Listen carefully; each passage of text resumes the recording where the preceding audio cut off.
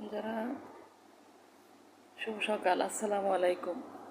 এখন যারা তোমাদের অনেকে বলে এইভাবে পোশাক পরো না, এইভাবে চলাফেরা করো না, তোমরা কি করো? উল্টো মুখ ভেঙাও।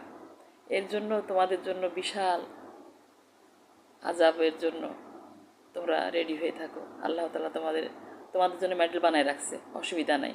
তখন মেডেলটা পরে নিও। আর তাদের কথা ভেবো যে যারা আমাদের নিষেধ করছিল এই কথাগুলা, এই কাজগুলা করতে, সেই কাজগুলাই আমরা করছি। তাদের মুখে মুখে মুখ ভেঙাইছি।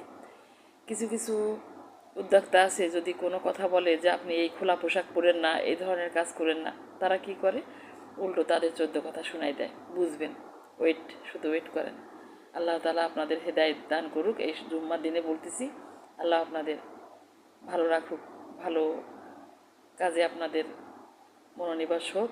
আল্লাহ আপনাদের পর্দার ভিতরে রাখুক। আল্লাহ তাআলার কাছে এই দোয়াই করি।